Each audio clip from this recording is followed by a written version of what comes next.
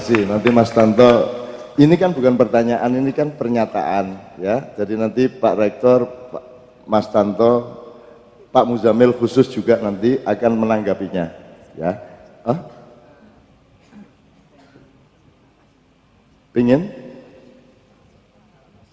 Oh, terima kasih pada Pak Rektor. Oke, enggak apa-apa, silakan.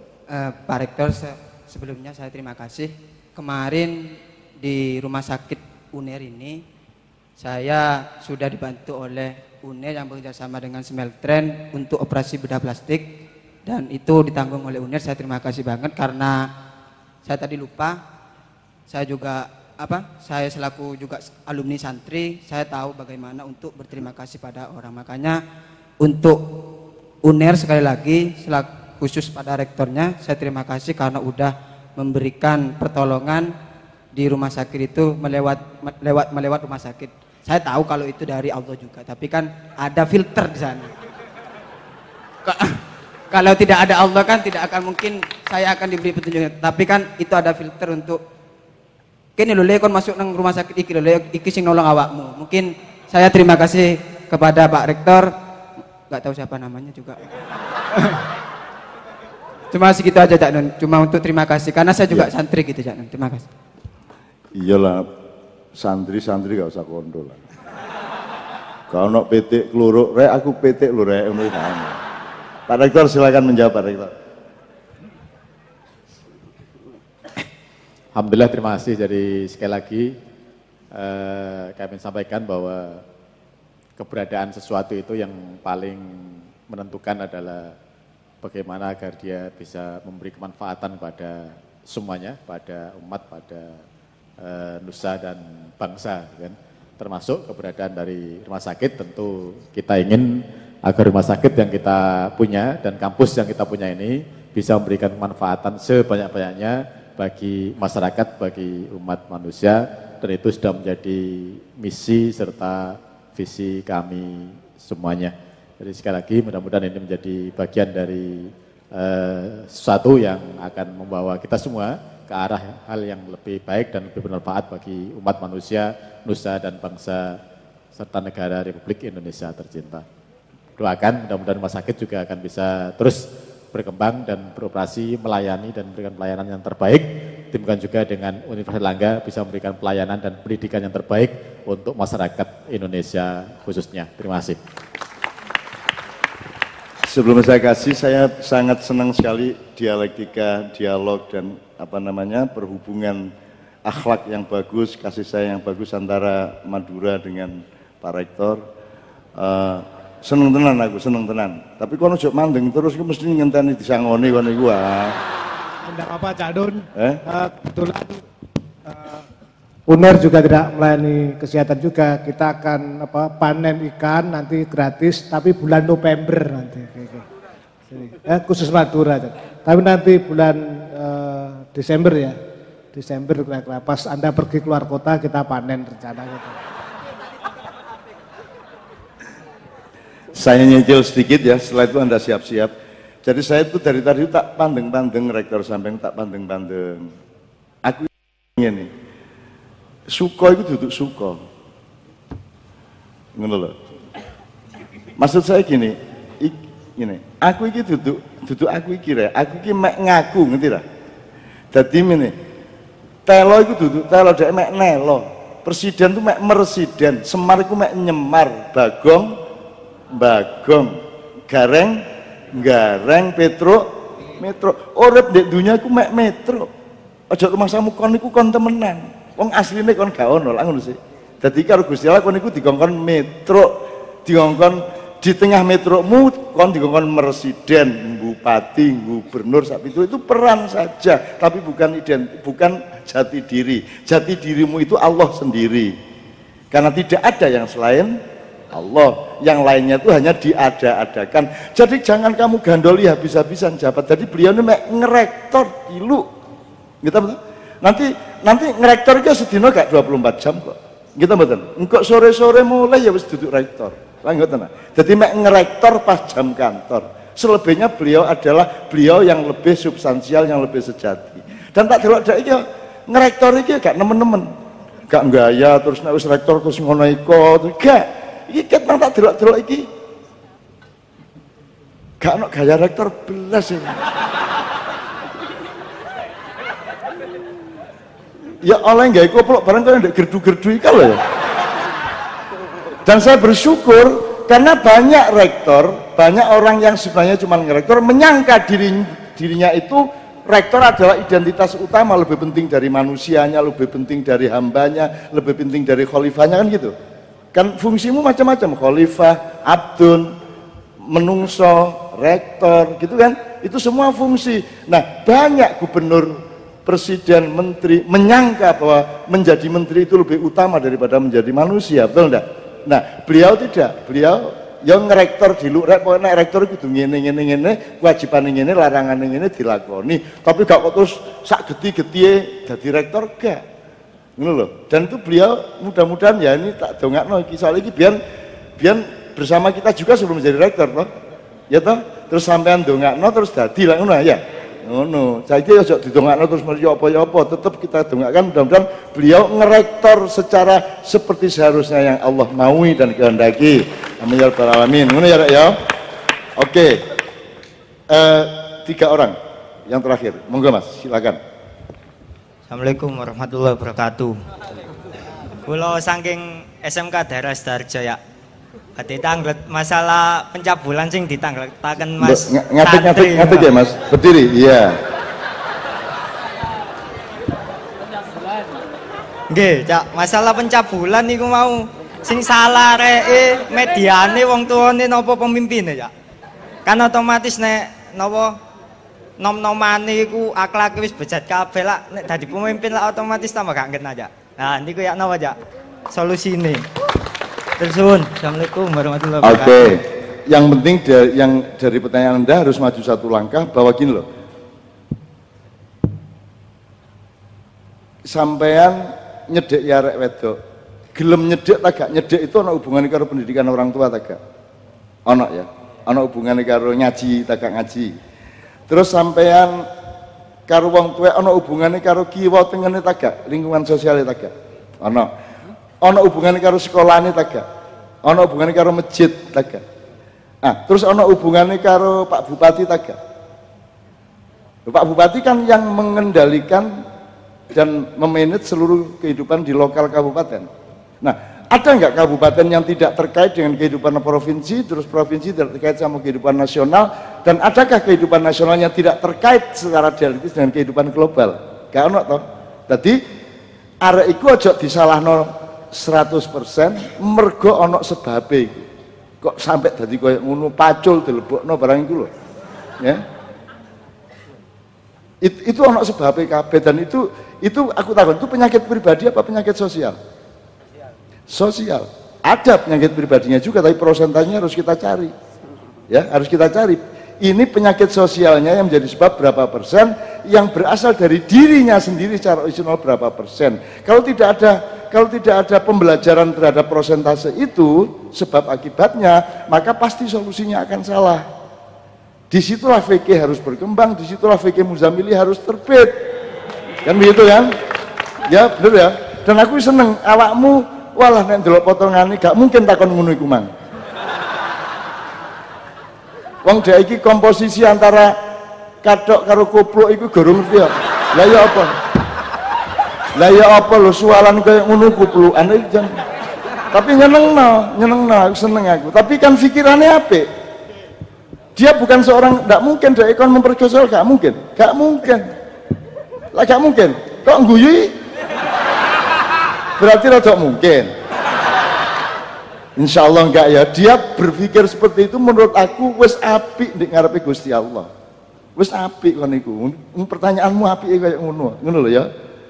Terus solusinya ya napa, Pak? Cak, sing bener. Sing ngongkon-kon ndelek solusi iku sapa? Lah iya. Lah masalahnya ndek kono kok kon melok repot iki lho, Lho kan otomatis nek semerap solusi ini kan saged waspada ngono ya. Iya. Waspada awakmu apa lingkungan sosial? Nggih kan kula nggata adik perempuan. Oh. Nah, nek soal ngelindungi adikmu perempuan gak usah urusan karo ado-ado soal pacul-pacul iku mang. Wis cukup di adikmu dikei ibarat Prabu Rama biyen kerise dikan set cake gak dileboni rawa pacul rawono. Pocal pacul. Kon pacul tugel apa kon. Ngono ya, Dik ya. Nek njogo adikmu, oke, mulane bergaul karo itu pelan-pelan kon kok mesti gampang kok, rumusnya gampang. Aku dhewe iku kan duwe anak wedok. Anak wedok iku seminggu yang lalu dijemput ibunya, dia 2 minggu di Denmark sama Norwegia, dia ijen. Umur SMA kelas 1, tak culno, gelem gak gelem ijen rono. Itu lak wedi anakku, ya. Tapi kan penjagaan itu ada satu teknis.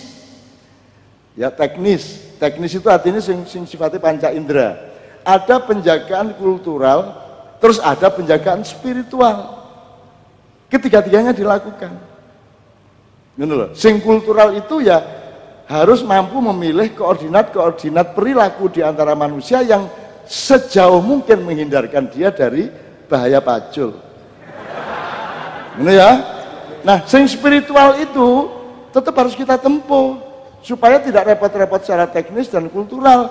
Nek spiritualnya lancar, begitu ono uang kate lapo-lapo, gak sido. Ngono lho, gak sido. Oh, iku akeh contone engko, ya.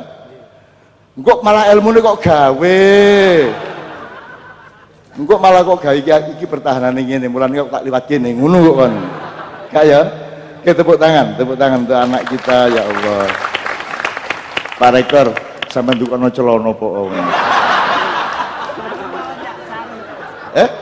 Sarung. Loh, Pak, jaluk sarung ya, Pak. Ya. Ya lah, engko ndek kantor kana ya. Siap-siap. Ya, siap-siap. Ya Allah, seneng aku ya Allah, seneng ya Allah oleh sarung terus. Tujuanmu lah iku sih. Gayane takon soal moral pemerkosaan padahal tujuannya njaluk sarung. Oke, berikutnya ya Allah. Alhamdulillah. Monggo. Assalamualaikum warahmatullahi wabarakatuh. Perkenalkan, nama saya Faisal, Pak, dari TS ya, asal Makassar. Mungkin saya ini pengen baca puisi aja, Pak, saya. Mungkin enggak. Kalau baca puisi nanti berapa lama kira-kira? Sebentar, Pak. Maksudnya saya kan tadi bukan sesi tanya jawab. Oke, sip. Kalau gitu gini. Sekarang letakkan mikrofonnya. Ya, berdiri. Ya. Berjalan ke tengah. Sini. Maca puisi kok ndek pinggir. Anda harus menjadi the center of the stage, kan gitu kan? Nah, di sini berdiri, enggak usah sungkan sama kita. Anggaplah yang di belakangmu ini batu-batu. Dan di depanmu hanyalah padang rumput dan padang pasir. Ngono carane nyem sini wong kate maca puisi. Tidak ada wong Makassar iku mesti engko ditenono artikulasine. Wong Makassar iku nek ngomong eneng, nek ngomong mn. Ana polisi apa jenenge? Polisi kate nangkep arek numpak motor melanggar. Ternyata bar ditangkep koncone dhewe. Aduh. Susah nih. Mau ditangkap Frank. Mau tidak ditangkap kewajiban. Aku Makassar, kewajiban, Frank. Nek kewajiban, gitu. Ngono ya. Bener nggak itu di sana? Bener Tami? Mami Makassar. Oke, tepuk tangan sekali lagi untuk Faisal. Saya mau bicara dulu, nggak apa-apa, Pak. Maksudnya saya cuman pintar nulis puisi tapi susah buat bacanya, takutnya agak jelek nanti. Saya juga sebenarnya ini puisi tentang keresahan saya sih, tentang apa yang terjadi di lingkungan saya lah, maksudnya nggak usah jauh-jauh Indonesia lah, maksudnya.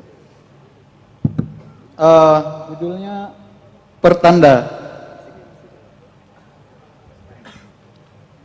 Tapi saya nggak bisa. Pertanda. Kalau merasa tidak bisa, siapa yang biasa membaca puisi maju ke depan bekerja sama? Ayo, cepat, spontan. Siapa yang biasa pinter maca puisi maju saiki gak apa-apa. Ayo. Ayo rek. Apa? Ini. Yo, sisa maca kayak sarung. Wala tak pikir kata maca tamat pindah. Saya aja yang baca nggak apa-apa. Oke, nah nggak ada. Oke, silakan langsung saja. Udah nggak usah interupsi. Baca dengan mantap. Baik buruk relatif. Ngono ya. Yang penting hatimu ikhlas dan tulus dan total penampilanmu. Oke. Yo. Pertanda. Langit petang mencerahkan hari. Suasana ramai namun sunyi di tempat ini. Orang-orang sibuk membangun diri dan rakyat kecil mencari seutas rezeki. Nampak dua sosok wanita menapaki bumi. Wanita perkasa di atas teriknya matahari. Lekuk wajahnya menggambarkan ketabahan hati. Tetap berusaha sambil mengingat cucunya belajar di kota ini. Tiang-tiang itu mulai menancap ke dalam bumi. Bangunan-bangunan tinggi berdiri dengan angkuhnya. Pagar-pagar tinggi tidak cocok untuk berkehidupan sosial dan menguatlah persepsi si miskin dan si kaya. Ketika ilmu telah jauh dari amal, ketika pembangunan telah jauh dari kesejahteraan, ketika teknologi telah jauh dari budaya, ketika eksistensi telah jauh dari esensi sebenarnya. Apakah ini semua menjadi pertanda? Pertanda bahwa penindasan semakin merajalela, pertanda bahwa perbudakan telah berkembang bentuknya, dan pertanda bahwa hari akhir telah menampakkan wujudnya. Bagus. Saya mau apa? Dari puisi ini saya mau minta ditanggapi juga, Pak. Cari mau maca puisi tok. Gak njaluk diterbitno pisan. Ya Mas Tanto tanggapi Mas Tanto. Mas Tanto, tolong Mas Tanto. Ini kan awalnya 2-3 puisi menit. ini dari surat kan. Dia baca surat yang pertanda tangan di bawah ini ya. Dia kembali. Mas Tanto. Nanti apa minta nomor HP Cak Nun, tanggapan saya terlalu serius, nanti saya kirim lewat WA ya. Karena panjang nanti enggak. Tapi bagus, cuman yang terakhir terlalu patah hati ya. Ada tanda-tanda gitu terus harinya akhir gitu. Itu tipe mengeluh lah. Enggak, itu memang harus sedih sejak zaman dulu gitu ya kayak gini, tapi buntutnya tidak tanda-tanda hari akhir gitu. Kecuali hari akhirnya cuma untuk Anda sendiri terserah gitu loh. Tapi kalau untuk ini enggak, orang ini khusus umat ini ketawa-ketawa ini enggak pernah ada hari akhir nih. Ya. Tolong itu penutupnya diganti. Ini apakah tanda-tanda saya mau bangun manuke gitu loh. Oke. Teman-teman sekalian, saya sejak Anda membaca beberapa kalimat, saya mengatakan Anda bisa menulis puisi. Anda punya jarak yang tepat terhadap masalah yang Anda analisis dan ungkapkan. Jadi Anda itu puisi untuk orang yang tidak dikenal sebagai penulis puisi atau penyair, itu puisi sangat bagus gitu ya Mas. Oke, jadi Anda terusin.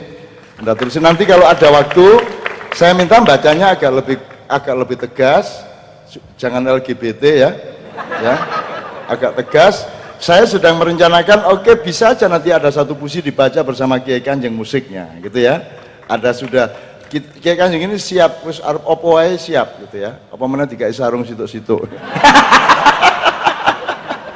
Tapi bagus Mas Faisal, bagus. Oke, you continue, you go ahead ya. Oke. Anda bisa menulis puisi, cuman elaborasi dan esensialisasi setiap makna, terus pemilihan kata, kemudian agak detail terhadap naik turunnya nada, karena nada itu tidak harus suara, gitu ya. Itu Anda lebih pelajari lagi, lebih rasakan lagi. Tapi by the way, it's good. Waduh, bener. Isane ya Mas itu mangkal. Oke ya, Mas Faisal, silakan yang terakhir. 2 orang Mas ya, silakan Mas. Ya, oke, enggak apa-apa 2 orang. Silakan Mas. Berdiri saya kira supaya semua bisa melihat Mas.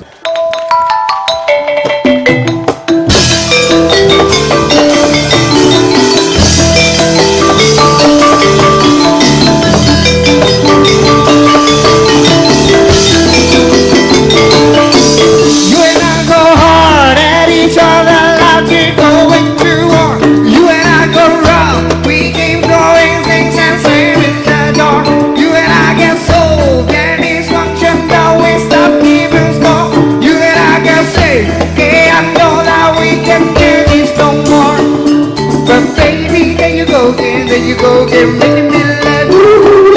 Yeah, I started using my head, let it all go. Got you stuck on my body like a tattoo. And now I'm feeling stupid, rolling like you. So I cross my heart and I hope to die that I only stay with you one more night. And I know I'll say it a million times that I only stay with you one more night. I gotta tell you no, I keep on telling you. I gotta tell you now, where's your lipstick that you're so out of breath? I'll be waking up in the morning, probably hating myself. I'll be waking up, being satisfied but guilty as hell. But baby, there you go again, making me love. Yeah, I start using my head, let it all go. Got you stuck on my body like a tattoo. And now I'm feeling stupid, rolling like you. So I cross my heart and I hope to die that I only stay with you one more night. And I know I'll say in a million times that I only stay with you one more night. I'll say you go.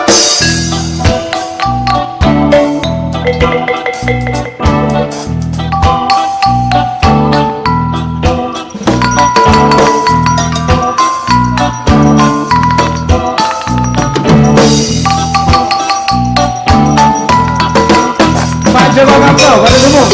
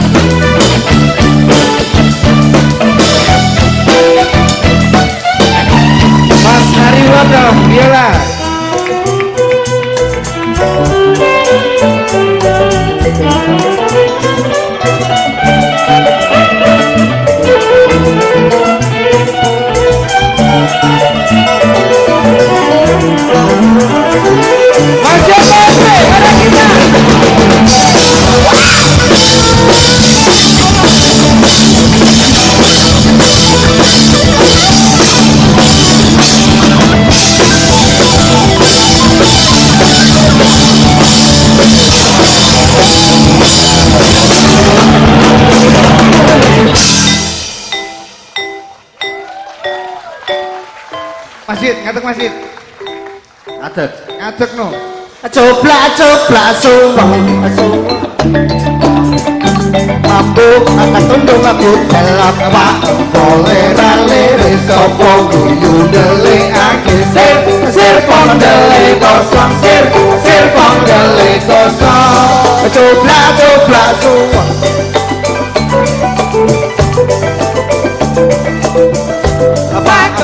lere sapa guyu ndelikake sir pondele kosong sir pondele kosong. Tepuk tangan buat kebersamaan kita malam ini.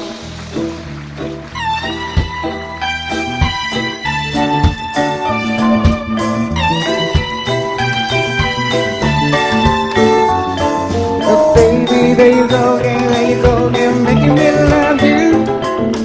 I start kissing my head, let it all go. I got you stuck on my body, like that too. Yeah. So I cross my heart and I hope to die that I only stay with you one more night. And I know I'll say it a million times that I only stay with you one more night. So I cross my heart and I hope to die that I only stay with you one more night. And I know I'll say it in a million times that I only stay with you one more night.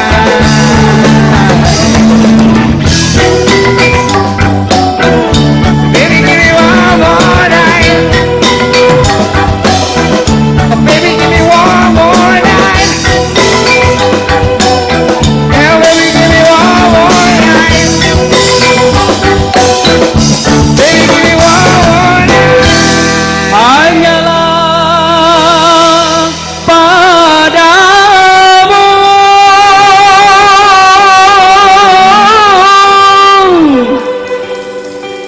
yang maha kuasa.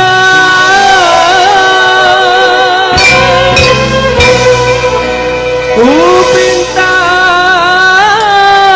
kau sadarkan jiwaku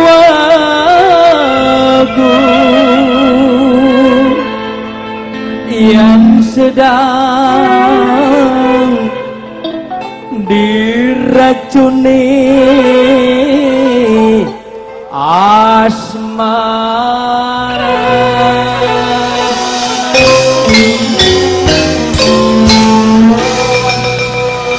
Janganlah aku terayu, janganlah aku menggoda, tak sanggup ku menahan beban kasih asmara, beban kasih asmara.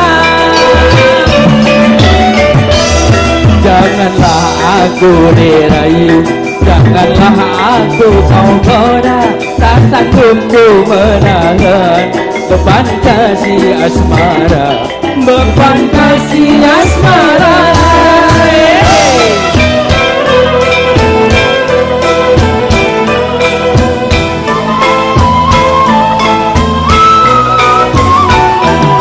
Pernah ku menderita, lalu dilamun duka, karena hati tergoda oleh panah asmara. Pernah ku menderita, lalu dilamun duka, karena hati tergoda oleh panah asmara. Hati menjadi balita karena pikiran tercurah selalu kepadanya.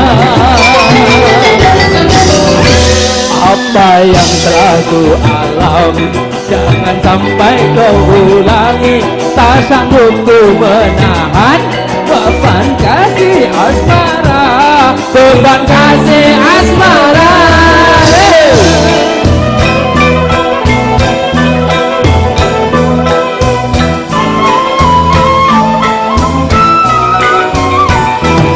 Pernah ku menderita, selalu dilamun duka, karena hati tergoda oleh panah asmara.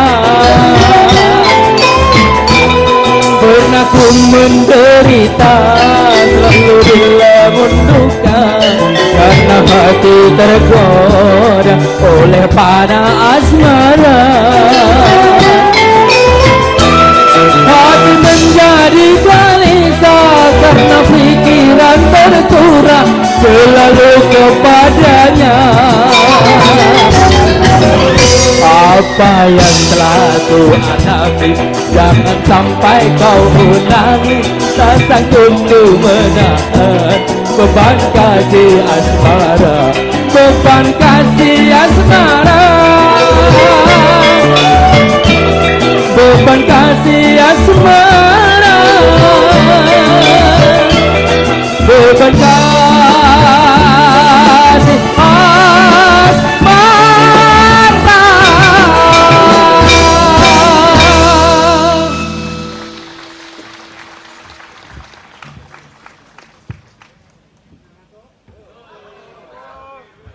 Sudah ngantuk? Pengen sarung? Sarung senengane. Pak Rektor, monggo dipun paringi kok sarung, dipun paringi tausiah untuk teman-teman kira-kira apa yang harus dilakukan. Matur nuwun tandurane utuh, ora ditek-itek. Seneng aku. Sesuk Jumatan karena besok peresmian di Masjid Urul Asmi di tempat kita. Sekali lagi tepuk tangan buat seluruh jamaah ini yang tidak minta sarung. Terima kasih. Allahumma sholli ala Muhammad. Alhamdulillah masih seger semua. Saya punya pertanyaan balik gitu. Sarungnya ini tanggal 3 insyaallah ya. Tanggal 3 dan ada ya. Jadi yang masih butuh sarung ini itu masnya yang tadi monggo kita siapkan sarung, enggak usah khawatir banyak sarung gitu. Saya punya pertanyaan yang nanti kalau bisa jawab akan dapat sarung ya. Kalau seandainya saudara semua sekarang itu diberi kebebasan untuk memilih, benar-benar bebas untuk memilih, untuk menjadi warga bangsa tertentu di dunia ini, kira-kira pilihan saudara-saudara Indonesia atau luar Indonesia? Indonesia atau luar Indonesia? Indonesia. Sudah selesai. Bagus. Oke, karena jawabannya tepat maka sarung bisa diambil di toko terdekat. Pak Muzammil sebagai Pak Tanto dulu, nanti baru Ketua Bangsa Madura.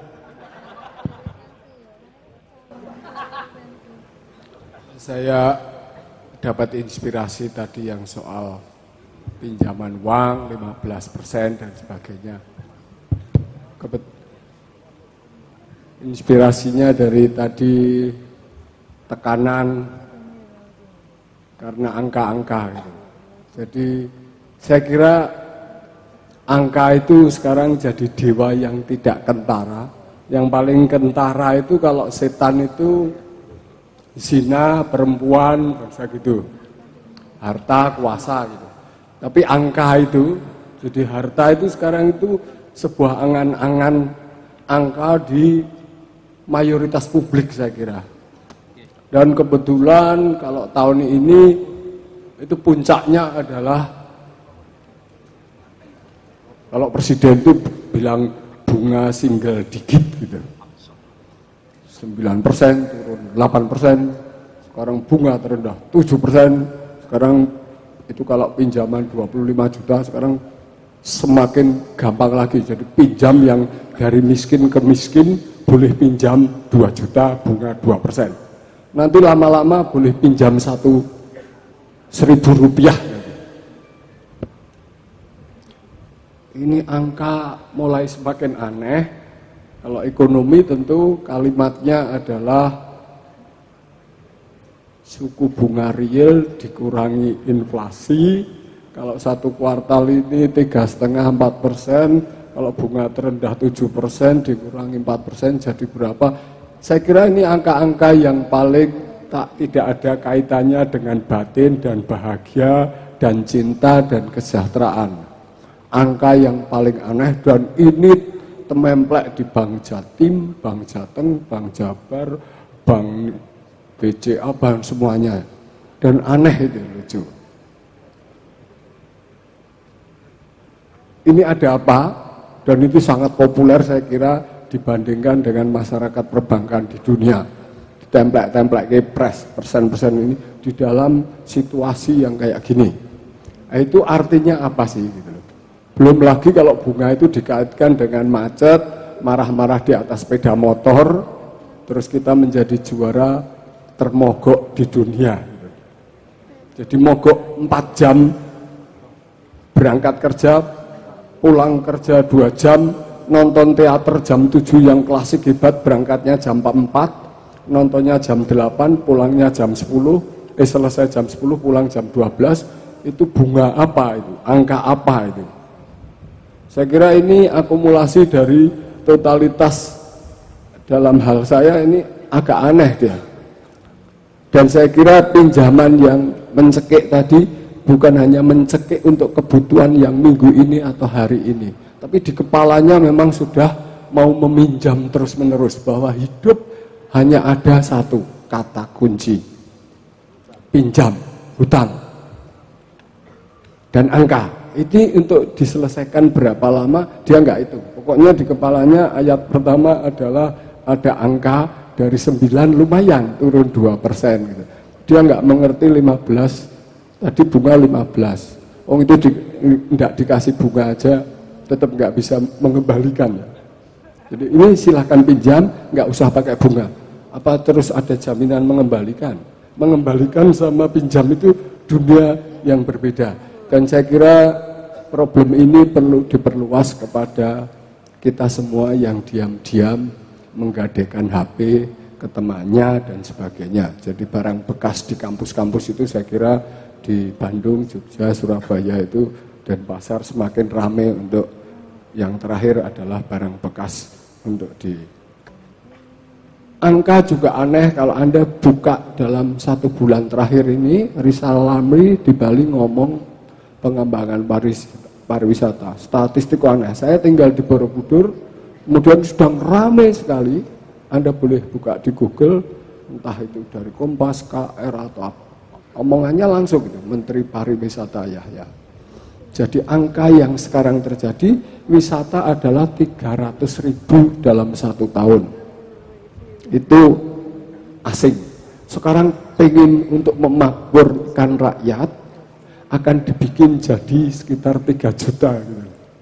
Saya sedang pikir Tuhan itu apa pernah membuat kamar 1 meter untuk hidup 15 meter gitu loh.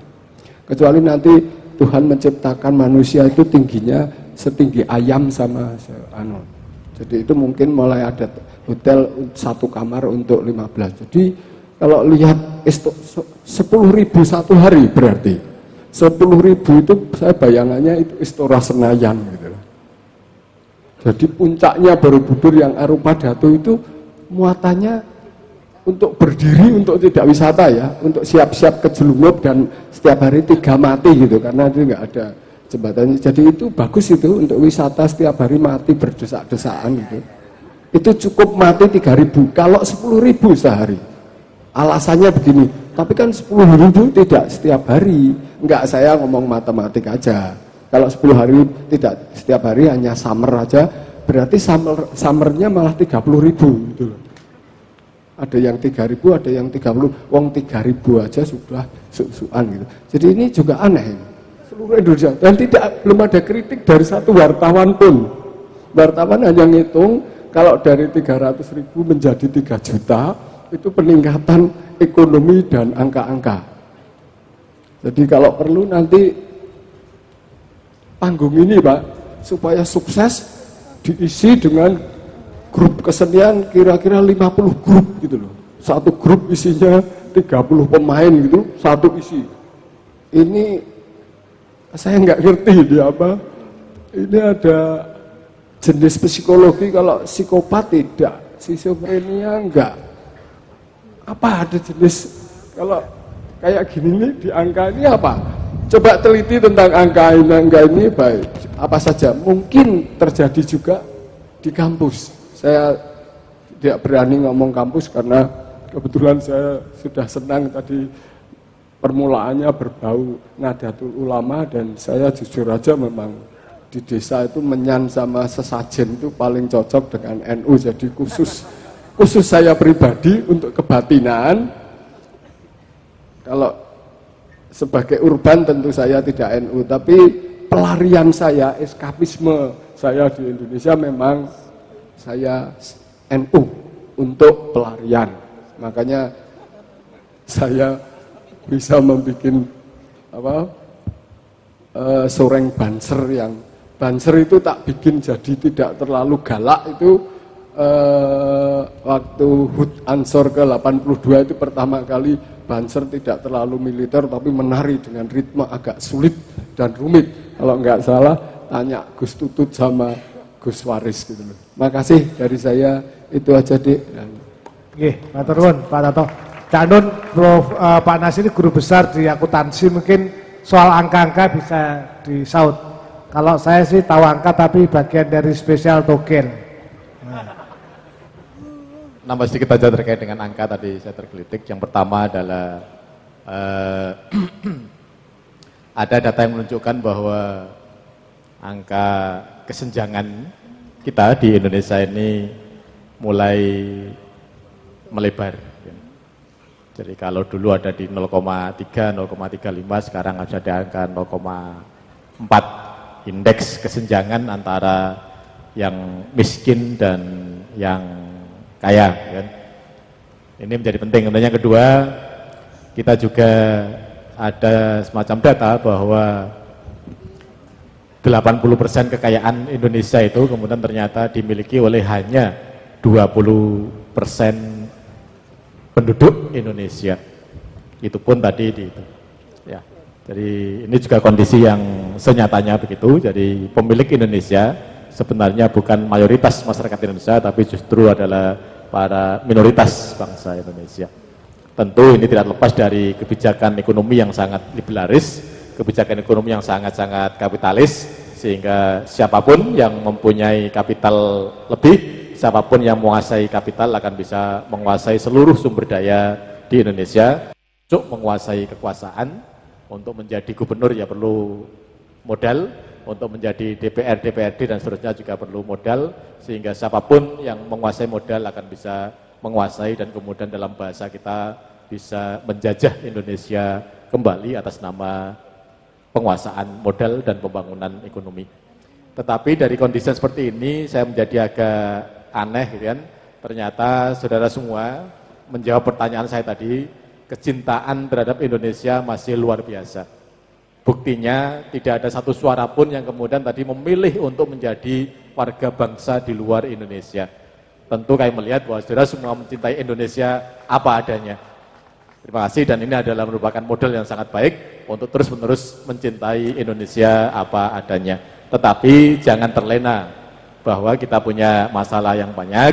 Jangan sampai sesungguhnya kita ini hidup dalam alam merdeka, tetapi dalam jiwa yang masih dijajah. Sayangnya kita semua tidak merasa bahwa kita ini dalam posisi yang masih belum sepenuhnya merdeka. Karena penguasaan semuanya bukan di tangan kita. Perilaku kita ada yang nyetir. Ya, guru-guru kita ternyata adalah para pemilik modal.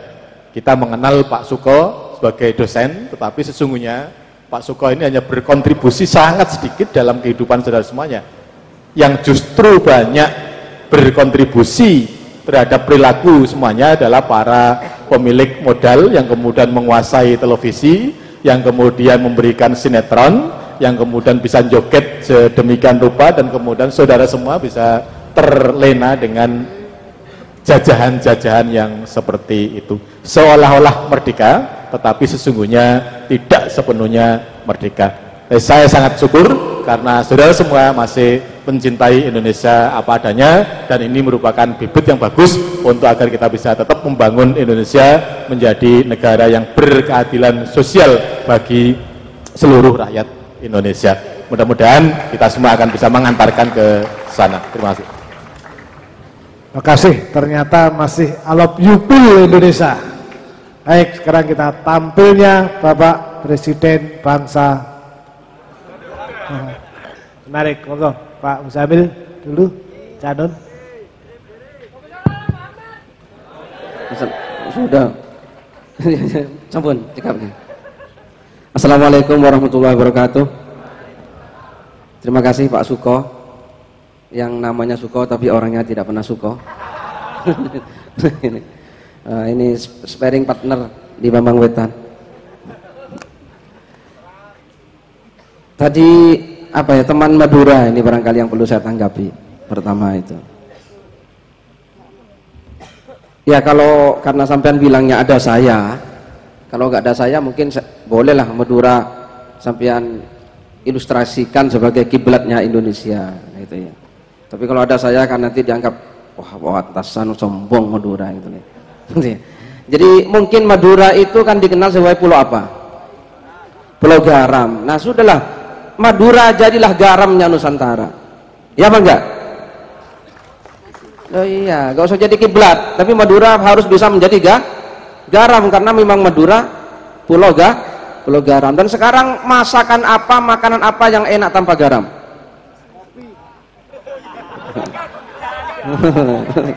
Makanan. Oh ya, tapi jadi Pak Suko suka makan kopi.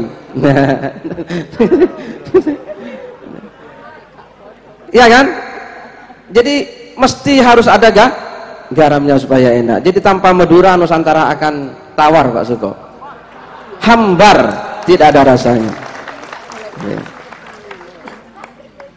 Oleh karena itu Rasulullah itu pernah bersabda, al ulama ukal milhi, itu ya. Ulama itu seperti garam. Nah, itu ya. Maka kalau Ki Ahmad Siddiq dulu Rais Am PBNU berkata, jadi ulama jangan jadi ulama permin, itu Pak Suko. Jangan jadi ulama permin. Karena ulama itu gak boleh jadi permin. Ulama itu supaya menjadi garam. Nah, itu ya. Permin manisan itu Pak Suko. Walah permen. Ya Allah.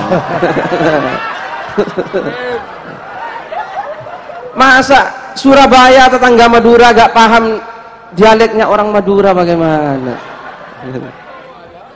Sudah ada Suramadu kok. Jadi Madura saya kira bisa jadi permin, apa bisa jadi garamnya Nusantara. Dan itu sudah dibuktikan. Sudah sering saya katakan bahwa Gajah Mada itu orang Madura. Karena sumpahnya palapa. Dan palapa itu pasti bahasa Madura, karena kalau bukan bahasa Madura lapa. Wes, gak usah perlu pengakuan lagi. Siapa tadi yang tanya itu ya? Itu sudah fakta sejarah. Gajah Mada itu orang Madura karena sumpahnya palapa. Wes kan? Kalau bukan Madura mesti sumpahnya lapa. Gitu. Oke ya, jadi mudah-mudahan Madura, karena ini Nusantara, ada Jawa, kata Roma Irama, ada Jawa, ada Sunda, ada Madura juga. Nah ini harus menjadi sebuah suguhan yang lezat, yang enak, dan itu tidak mungkin enak tanpa garam. Nah, jadi Jawa bisa berperan sebagai berasnya atau nasinya, mungkin Bali bisa sayurnya, dan macam-macam lah ya.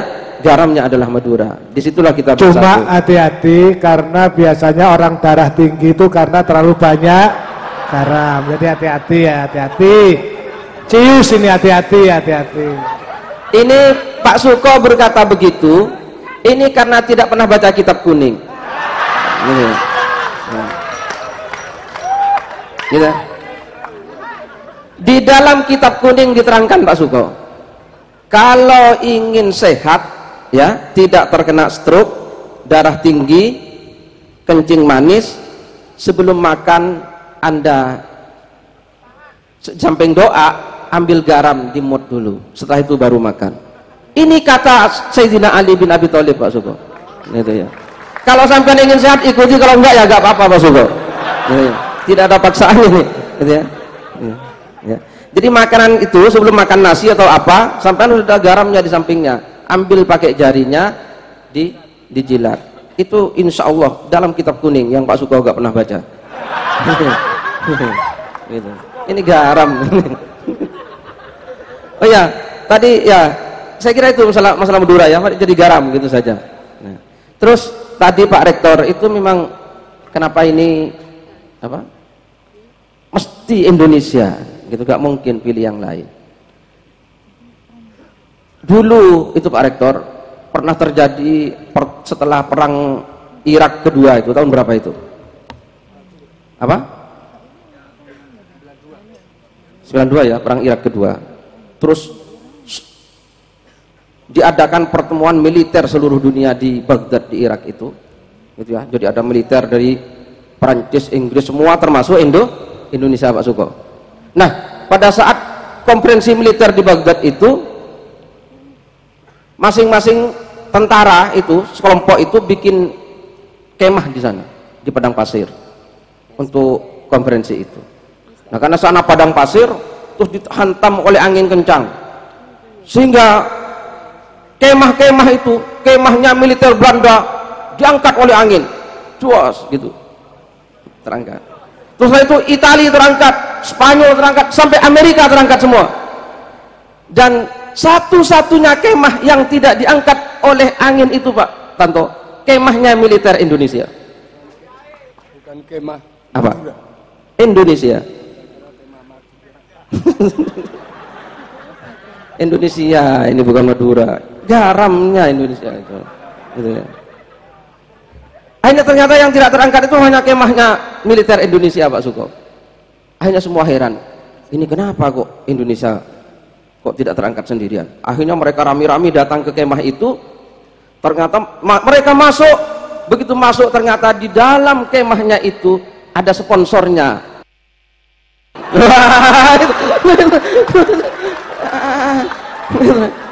Coba bayangkan, itu Indonesia Pak itu. Jadi gak terangkat sendiri karena apa? Jaya Suprana itu. Tak minum kopi dulu.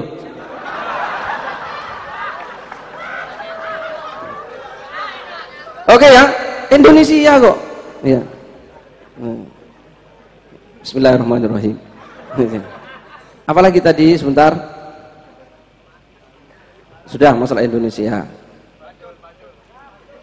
Oh, masalah pendidikan ini penting ini. Penting pendidikan. Pertanyaan pertama ya. Ini hanya urun. Ini pakarnya beliau Ki Haji M. Ainun Najib. Ya. Kalau saya ya mari kembali kepada ini. Apa ya? Pendidikan itu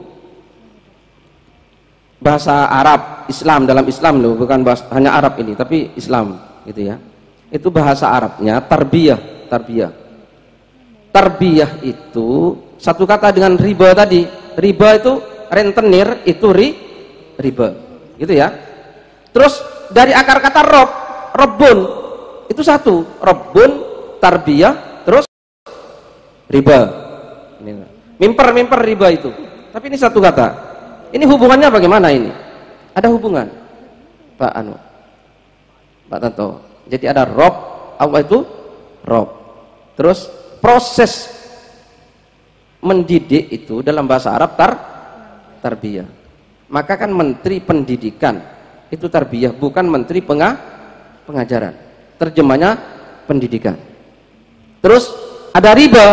Riba yang tadi berapa? 20 juta itu riba. Jadi ada apa? Bunga itu riba. Bagaimana? Saya jelaskan ya. Enggak khawatir, sepakat enggak kalau saya jelaskan? Nah, kita kira guyonan seperti tolak angin tadi. Ini enggak serius ini. Itu serius ini. Serius ini ya. Bukan tolak angin tadi. Tolak angin hanya untuk ya ngehibur Pak Suko supaya agak masuk angin. Ini Allah itu disebut siapa? Rob, ya, Rob. Nah, kenapa? Karena Allah itu tidak hanya mencipta manusia, tapi Allah itu bertanggung jawab untuk apa? Menumbuhkan ciptaannya ini, untuk apa? Merawat ciptaannya, untuk apa ya? Ya merawat, ngopeni, mupuk dan seterusnya sampai ini berbuah. Allah itu ngopeni. Maka Allah itu disebut Rabbul Alami, ya. Itu Allah, Rob. Maka sering salah di beberapa maaf bukan salah ya, mungkin ya beda ya. Rabbul Alamin disebut sing ngeratoni alam kabeh. Padahal Rabb itu bukan ratu ya, Rabb itu yang merawat seluruhnya, itu ya. Kemudian Allah merawat ciptaannya. Nah, tarbiyah itu pendidikan mestinya punya jiwa keperawatan, kepengasuhan, bagaimana supaya anak-anak murid-murid itu bagaikan tanaman, gitu loh ya. Murid-murid itu bagaikan tanaman, supaya tanaman ini bisa tumbuh, berbuah, berbunga. Nah, buah bunga itu bahasa Arabnya riba. Wis paham ya? Bunga itu riba. Nah, jadi bagaimana tarbiyah bisa menghasilkan riba. Tapi bukan riba rentenir, riba secara lugawi, gitu ya. Jadi bagaimana? Maka pendidikan yang baik itu bukan masalah inputnya. Kalau unir itu kan inputnya penting, Pak Suko, ya. Unir inputnya kan penting. Unair, ya. Memang kalau kita beli permen di Unir, terus Pak Suko. Jadi kalau di Unair atau di sekolah-sekolah pada umumnya, input itu sangat penting, ya apa enggak? Maka kalau masuk Unir Anda dites kan? Jadi hanya orang-orang tertentu yang boleh masuk di Unir. Kenapa? Karena memang input sangat penting. Nah, ya sampai nilai sendiri, saya tidak berani mengatakan karena ini tempatnya Unir, khawatir sandal saya dibuang nanti sama Pak Suko. Mana mobil melaban saya dikempesi barang nanti payah ini. Gitu ya. Saya harus jalan kaki ke Madura, gitu ya. Tapi ini saya kira tidak Islami pendidikan yang begini. Itu ya. Pendidikan yang terlalu mementingkan input itu saya kira tidak Islami. Karena tadabbur ini yang penting outputnya, bukan inputnya, kan begitu, Kiai? Tadabbur ini yang penting outputnya, knalpotnya, bukan inputnya. Sedangkan Pak Suko ini input yang diurus. Pokoknya kalau masuk ke sini harus pakai ini, harus pakai ini. Ini input. Ini tidak Islami. Ini karena Kiai belum baca buku putihnya UNER. Ada. Enggak seperti itu sebetulnya. Tapi nanti Pak Rektor yang menjelaskan nanti. Ada buku putihnya itu. Padahal pendidik yang hebat, gitu ya. Pendidik yang hebat adalah kalau dia kedatangan murid yang ya gento lah katanya, ya gento sing ora genah, tapi oleh dia bisa diasuh dengan baik tarbiyah tadi, dia menjadi rob, dia menjadi murabbi, sehingga yang tadinya tidak baik, tidak berkualitas menjadi berkualitas. Kalau perguruan tinggi yang sudah menerima orang-orang berkualitas terus bisa keluar berkualitas, apa kerjaannya? Gitu ya. Terus apa pekerjaannya? Jadi saudara-saudara sekalian, baik. Ayo. Kalau misalnya yang nakal-nakal, yang gento-gento itu kemudian masuk UNER, siapa yang ke pondok pesantren? Nah, tugasnya Kiai kemana? Kemana Kiai kau? Rakyat gendo menunggumu. Jadi sudah dibagi-bagi, kalau yang kuning bagiannya Kiai, yang putih bagiannya UNIR. Nah, itu. Nah, inilah hebatnya dosen yang berpengalaman. Nah. Secara tidak langsung Pak Suko sudah mengakui bahwa UNIR seperti itu. Nah, baik, nah itu ya, saya kira seperti itu. Saya kira lembaga pendidikan sekarang kan begitu ya. Ini fokusnya kepada inputnya, bukan bagaimana menghasilkan output yang terbaik, sehingga dia tidak perlu memproses, gitu ya, karena sudah baik, gitu ya. Ngapain orang sudah pintar-pintar semua, apalagi tidak di sini, saya kira tidak di sini, di sanalah, di tempat lain. Nah, itu ya. Tidak di sini, enggak. Di sini top, UNER top. Pak Kiai tadi mobilnya di sana atau di sana? Tepuk tangan buat Kiai kita, luar biasa. Sokip saya ini. Ya, itu saya kira Pak Suko ya. Itu ya teman-teman ya. Yang di guru-guru yang lain nggak usah niru dosen yang Pak Suko ini. Gitu ya. Ya, sudah gitu ya. Jadi tarbiyah, tarbiyah. Yang guru-guru mari tarbiyah murid-muridnya. Nggak usah nolak-nolak murid lah, gitu ya. Syekhona Khalil itu Bangkalan, gitu ya. Gitu ya. Ya, tesnya murid itu hanya kesungguhannya untuk belajar, bukan yang lain-lain. Nggak ada kok harus, ya kalau formulir perlulah, khawatir nggak bayar SPP gitu ya. Kalau sekarang, nah itu ya. Tapi nggak perlu, apalagi harus bayar sekian ratus juta masuk kedokteran. Apa itu? Jadi perguruan tinggi ikut bertanggung jawab terhadap mahalnya biaya pengobatan. Karena masuk fakultas kedokteran harus bayar ratusan juta. Iya apa enggak? Bukan UNER, perguruan tinggi yang lain. UNER enggak. Oh, iya. Jadi tesnya itu, orang mau belajar itu mestinya hanya kesungguhannya mau belajar. Ini sungguh-sungguh atau enggak mau belajar. Jadi kalau ada orang mau masuk ke UNER, kampleng ya Pak Suko. Itu ya. Kalau dia kabur berarti gak sungguh-sungguh, ya wis. Kalau dia sungguh-sungguh dikamplengi, tetap maju. Saya mau belajar kok. Nah, gitu Pak Suko. Saya kira itu masalah pendidikan. Kalau dilanjutkan dikempesi betul. Ya pokoknya yang baik ya kerjakan ya, yang tidak baik gak usah. Jadi guru ya tarbiyah, murabbi. Terus apa lagi tadi? Oh ya, masalah riba, ya. Bunga ya.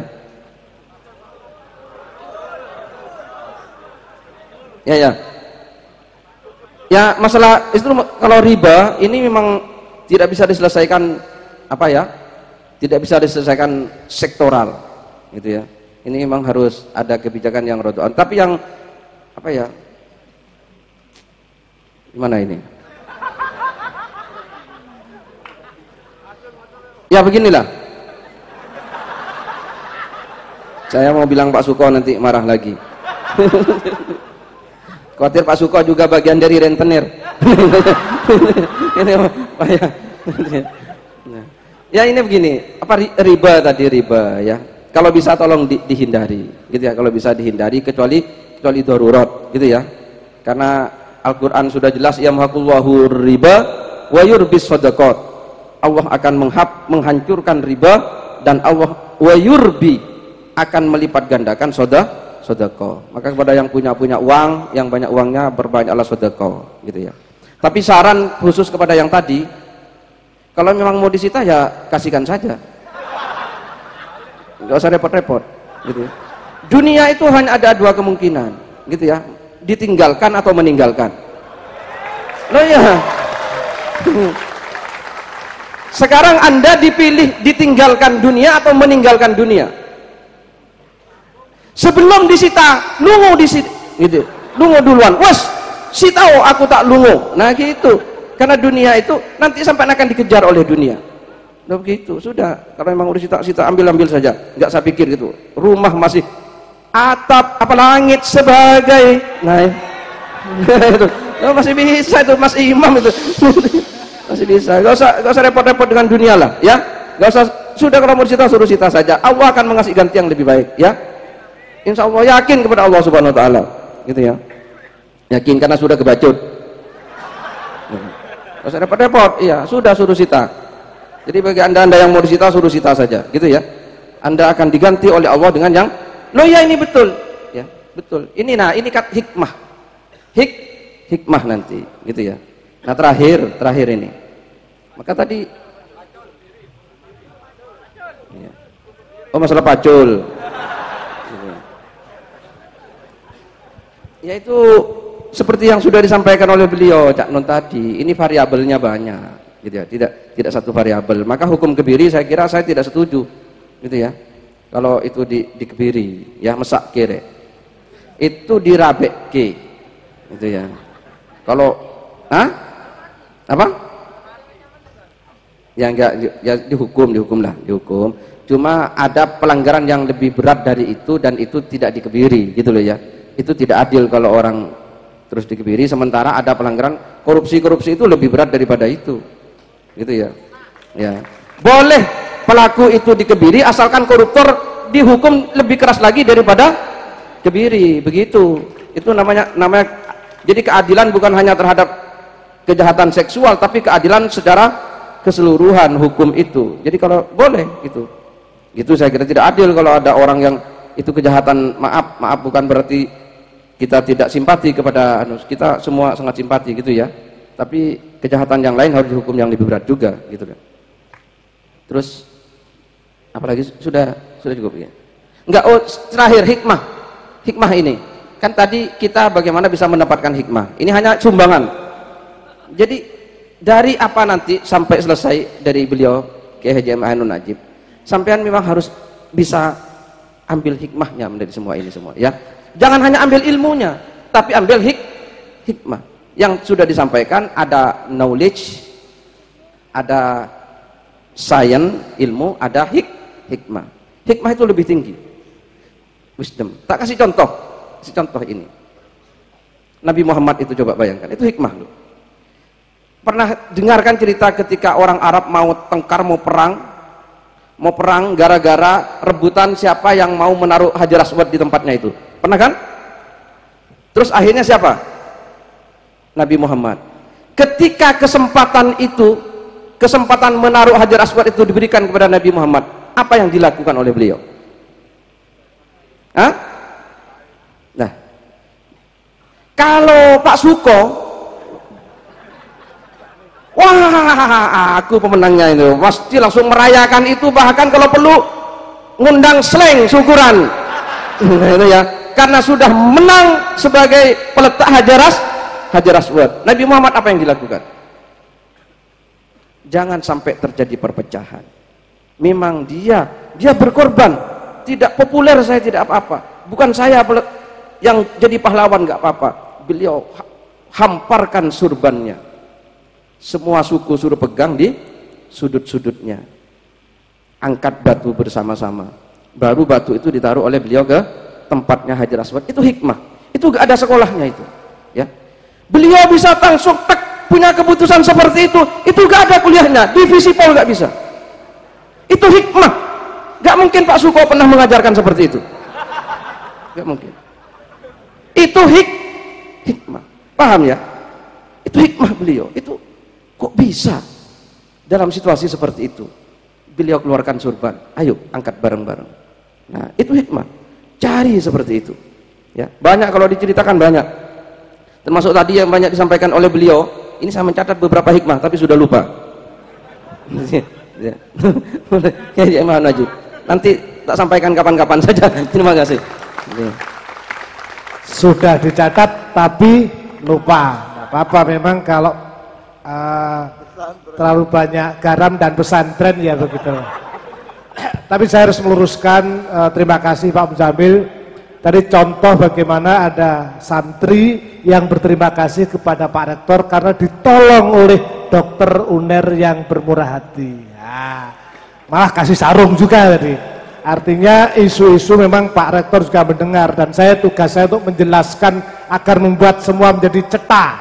Nah, sering Pak Suko kalau masuk UNER lewat belakang bisa lewat jojoran itu belakang itu bisa. Jadi tidak ada peluang itu, semua sama. Silahkan, kami akan menjelaskan lewat buku putih bukan kuning. Nah, jadi tidak ada seperti itu, dan saya terima kasih. Semoga kita terus diingatkan. Menjadi, saya kira kehadiran Pak Muzamil ini perlu mengingatkan untuk kita semua. Yang penting kita tetap semangat dengan selalu makan permen tadi yang saya biar bisa masuk UNER tadi. Makasih Pak Muzamil, dan monggo Cak Nun kira-kira dilambari. Ini orang-orang hebat, semua mau jadi bupati, jadi wali kota, jadi anggota dewan, jadi menteri, terserah Anda, tapi masa depan ada di tangan Anda semua.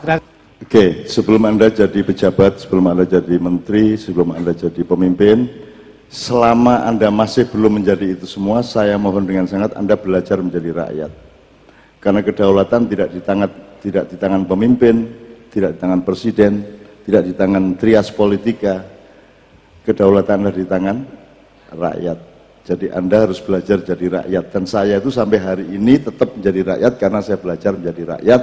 Sehingga kalau orang yang tidak pernah belajar menjadi rakyat terus menjadi pemimpin, dia pasti sengaja atau tidak sengaja, niat atau tidak niat, dia akan memproduksi kedoliman-kedoliman. Jadi ya, saya akan saya akan melakukan fixing beberapa hal.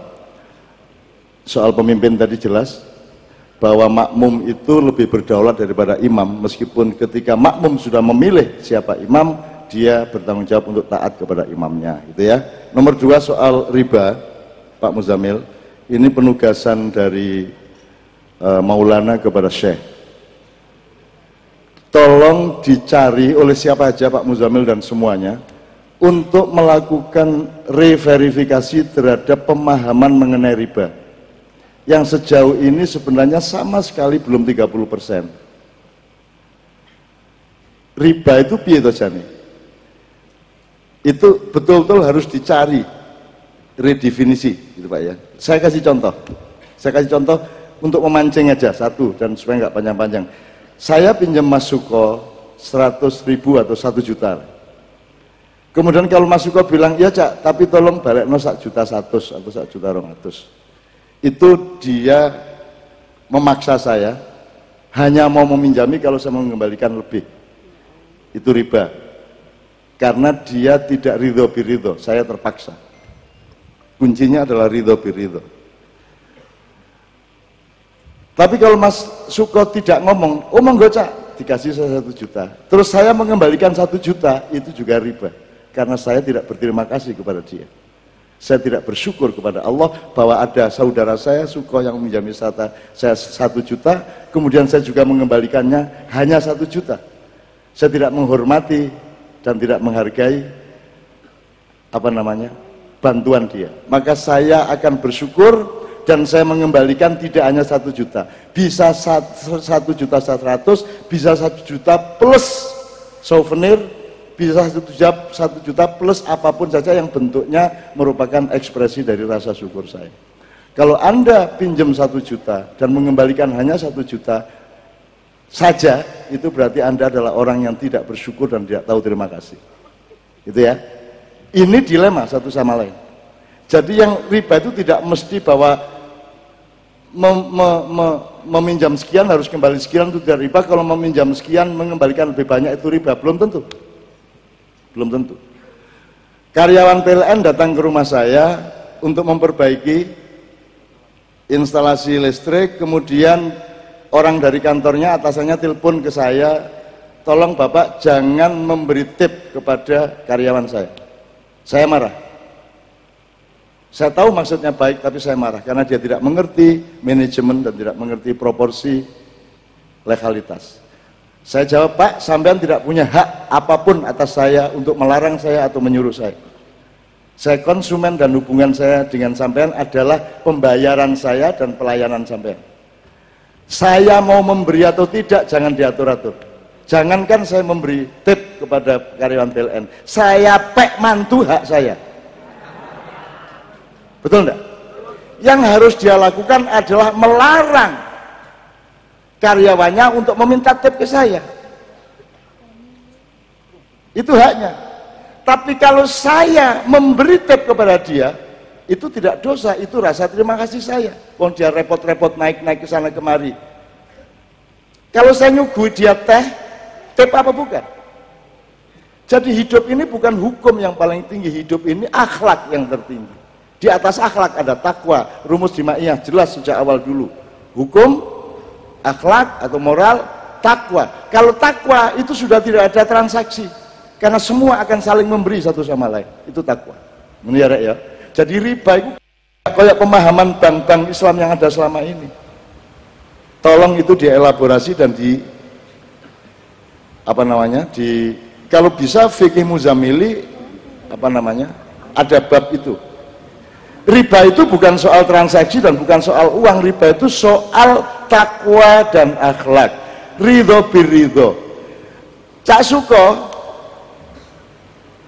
yang meminjami saya uang 1 juta, kemudian ketika saya mengembalikan 1 juta, dia bilang, loh Cak, saya tidak menganggap itu utang kok, saya menganggap itu kasih sayang saya kok. Riba apa tidak? Saya bahkan tidak mengembalikan sepeser pun kepada dia. Bukan riba. Jadi hidup itu tidak seperti matematika ekonomi, lebih luas dari itu. Ini yang melakukan itu manusia, bukan handphone, bukan angka, bukan banking, bukan segala macam, gitu loh ya. Jadi saya tahu ini yang diurus menungso. Jadi tolong dielaborasi ya Pak Mujamil ya. Ini perintah. Loh serius, karena ini kalau enggak jadi alat penipuan baru. Nek diganti-ganti jenenge, nek bunga jenenge apa, nek iki jenenge apa, nek diganti jenenge apen-apen. Dulu Adam itu bisa, kalau bahasa selama ini, digoda oleh iblis. Aku gak terima itu. Gak iso Adam kok digoda iblis. Gak tergoda dia. Gak tergoda. Adam diajari langsung oleh Allah kok tergoda. Dan dia manusia perintis, manusia pertama. Dia tidak akan tergoda. Dia punya ketangguhan iman, ketangguhan akhlak dan akidah. Yang terjadi bukan seperti itu. Yang terjadi adalah iblis itu datang ke Adam dengan ekspresi malaikat, dengan kostum malaikat, dengan wajah malaikat, dengan ekspresi malaikat, dengan sopan santun dan kata-kata malaikat, sehingga Adam yang anak baru ini belum pernah ketemu sama macam-macam, pengalaman sosialnya masih rendah, jam terbang sosialnya masih sangat rendah. Dia menyangka yang datang adalah salah satu malaikat. Dan yang dia tunjukkan ke pohon itu yang disebut pohon larangan. Saya ingin nyatakan sama Anda, di surga tidak ada larangan. Itu bukan pohon larangan, itu soal ilmu. Pohon yang disentuh oleh yang Adam didekatkan oleh iblis kepada dia adalah pohon sejatinya surga, pohon yang tertinggi. Anda baca semua amsal-amsal Allah, semua hal itu dilambangkan oleh pohon. Wa mathalu kalimatin thayyibatin kasajaratin thayyibatin atluha tsabit wa fara'u sama. Peradaban, kebudayaan, karya, semua oleh Allah diterminologikan dengan pohon. Jadi pohon yang didekati Adam itu bukan pohon terlarang, cuman pohon itu belum bisa dijangkau oleh ilmunya manusia, karena Adam itu cuma dikasih ilmu pada batas jasad rohani model dunia dan bumi. Dia belum bisa menyentuh itu. Jadi jangan kesusu, iki urusan mahasiswa, duduk urusan anak SMA. Sama dengan anak SMP langsung masuk tes, masuk universitas. Itu dia bukan salah, dia belum saatnya. Tapi jangan lupa, pohon itu pohon utama Anda nanti di surga. Karena tidak ada pohon larangan di surga, tidak ada larangan, tidak ada perjuangan, tidak ada barang buruk, semuanya baik. Kok itu pohon terlarang? Terlarang piye? Itu loh ya. Ini maka kalau saya kembalikan kepada riba, tolong dipelajari. Tapi gini tak dawakno dadi sampai esuk iki. Apa meneh tak critakno ya apa carane iblis mlebu swarga detail. Kok iso dek mlebu swarga wong dek diusir nang Jawa Timur waktu itu. Iya, jadi ketika ada mengatakan Allah mengatakan fasajadu, bersujudlah semua malaikat kecuali iblis, maka iblis dicopot jabatannya sebagai malaikat, dikasih jabatan baru yang namanya iblis. Itu jabatan, bukan eksistensi, bukan kedirian dan substansinya. Itu petugasnya Allah. Emang ada orang yang bisa bertugas melawan Allah? Kan gak bisa. Itu semua adalah petugasnya Allah. Maka dia kemudian ditaruh di bumi sebelum Adam jadi dibikin patungnya oleh Israel alaihissalam. Iblis sudah menghuni Pulau Jawa. Kenapa saya sebut Pulau Jawa? Loh, karena di situ yang harus dia jaga. Di sini ada lempung, ada tanah liat, di mana nanti Israel akan ambil lempung di sini untuk bikin tapelnya atau patungnya Adam di surga. Tapi nanti setelah di surga harus ditaruh di bumi lagi, karena Allah menciptakan khalifah di bumi, bukan di surga. Ngono lho, mulane iblis nek kene. Kelak ini soal lain. Kelak nanti ada berita setelah Rasulullah, ada Ya'juj Ma'juj, ada Imam Mahdi, ada Dajjal. Dajjal sudah berkuasa, rintisannya abad 14, kemudian ada di Perancis dulu ada sebuah revolusi besar, dan itu salah satu tonggak suksesnya Dajjal, menipu pikiran Anda, menipu ideologi Anda, dan seterusnya. Kemudian penghancuran di abad 20, kerajaan Ottoman, kerajaan Islam ditawar oleh seluruh sekutu Dajjal. Kemudian berpuncak kesuksesannya adalah pada Arab Spring. Dari Arab Spring direncanakan oleh Israel, Amerika, dan Arab Saudi. Arab Saudi sendiri menghancurkan Afghanistan, menghancurkan Pakistan, menghancurkan Irak, menghancurkan Libya, Yaman, Syria sampai hari ini, dan sudah selesai sebenarnya. Artinya sudah hancur mereka. Umat Islam sudah tidak ada artinya lagi di Timur Tengah. Kekayaannya juga sudah dihabisin oleh Dajjal-Dajjal. Nah sekarang Dajjal sudah sukses karena pikiran Anda sudah Dajjalia. Dan Anda yang menolak Dajjal Sanawiyah, Anda datang ke Ma'iyah karena Anda tahu itu semua salah. Yang dibilang pencerahan sebenarnya adalah penggelapan. Maka Anda menjadi orang Ma'iyah, berarti Anda adalah orang-orang yang oleh Allah diamanati untuk membangkitkan masa depan. Kemudian giliran Ya'juj Ma'juj, kalau Dajjal dari barat, Ya'juj Ma'juj dari utara. Ini pasukan infanteri, tenaga kerja masuk, infrastruktur masuk, semua ini Ya'juj Ma'juj. Kalau ke Timur Tengah menang, gampang. Tapi kalau kamu ke Pulau Jawa dan ke Indonesia, ke Nusantara, kamu salah sasaran. Sebab di sini tempatnya iblis. Mbahmu deweku. Kau apa-apa, Rinio, sakarepo. Mau 2 pemerintahan silakan, mau menaikkan gubernur jadi presiden silakan. Tapi ilingo ya, di kene iki nggone iblis. Cuman iblis yang sudah ditaklukkan oleh Muhammad. Nah, mumpung iblis ini ditaklukkan oleh Muhammad dan takzim kepada Muhammad, seneng selawatan di ndi, ojo dipancing-pancing metu iblise. Engko nek metu iblise kon gak iso nglawan arek-arek iki. Iki iblis iki arek-arek iki. Dan tidak pernah ada sejarah kedahsyatan korban dan perperangan horizontal melebihi 1965 di seluruh dunia. Kon gak iso mbayangno, gak iso. Kalau itu dipancing lagi akan terjadi lagi. 65 akan terjadi lagi yang akan datang. Nek kon anjene mancing-mancing ngono, arek-arek engko Kanjeng Nabi ne nyuwun sewu kula tak ucul diluk nggih. Terus iblise sing metu. Wong jelas rabi gak oleh-oleh. Nyambut gawe gak oleh-oleh. Wis tak ngiblise mesisan. Apalagi iblis Madura. Lha ya apa? Yai Sapu Jagat delok santri-santri ini ngobong-ngobong gereja, muring-muring pakai jeep itu, ndukur jeep. Santri pulang, tidak boleh bakar gereja, tidak boleh, pulang semua, ayo pergi, tidak boleh bakar gereja, tidak baik. Pada suatu hari begitu terjadi. Terus karena sudah semuanya meninggalkan gereja, Pak Yai pulang ke pesantrennya. Loh, dinteni kok endi arek-arek kok gak mulai-mulai. Ternyata dibaleni meneh ngobong toko-toko. Loh, kan saya sudah bilang tidak boleh bakar-bakar. Loh, sampean kan bilangnya tidak boleh bakar gereja. Berarti lainnya boleh. Loh, ngono nek Madura ya apa? Hati-hati kan karo Madura. Kan gitu, mulai cak suka kalah terus nek musuh Madura. Kecuali permen karo kunir ngono lho, kunir. Oke. Jadi ngerti ya soal iblis ya. Jadi asal Anda datang ke sini, Anda asal datang berkumpul di sini, maka iblis itu taat kepada Muhammad, jangan khawatir. Itu kontraknya cuma sampai hari kiamat. Dan sekarang sebenarnya pekerjaannya sudah selesai. Dan dia takzim kepada Muhammad. Kapan saja Muhammad manggil iblis, iblis datang. Iblis disuruh membukakan strategi perangnya, dibuka kepada Muhammad. Karena Muhammad bukan musuhnya. Muhammad adalah yang mengasuh seluruhnya. Menurut rek?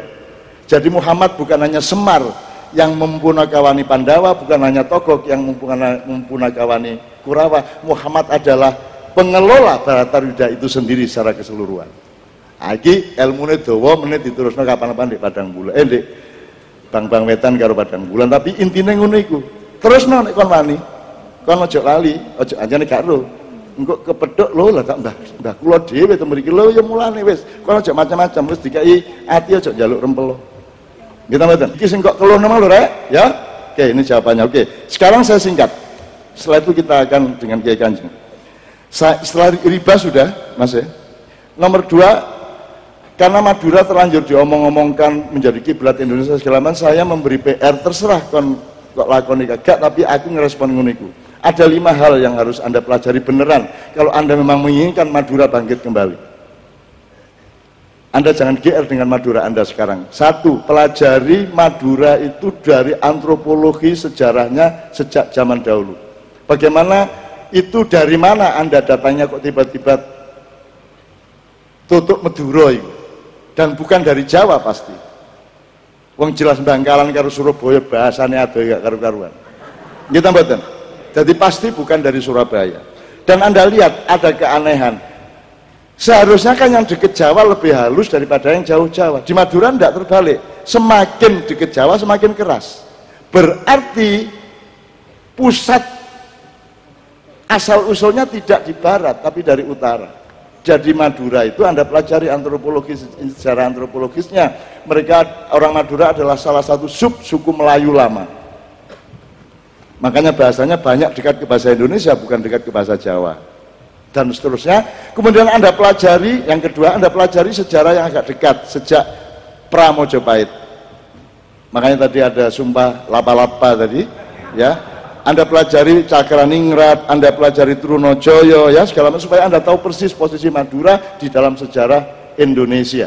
Ya, Indonesia dalam arti tidak 45 saja, tapi sejak abad 14, 13, 14. Nomor 3, tak catat kira aku.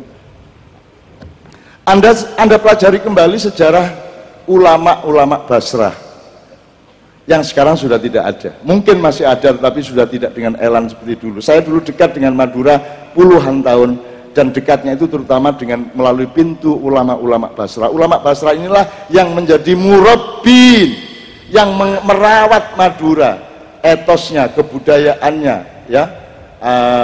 Agamanya, nilai-nilai harga diri Madura yang memelihara, yang menjadi murabbinya adalah kiai-kiai Basrah. Makanya di sana ada caruk, jangan dimarahi dulu. Caruk itu kan hanya terjadi kalau harga diri dasar itu disentuh, misalnya istrinya dicium orang, kan gitu.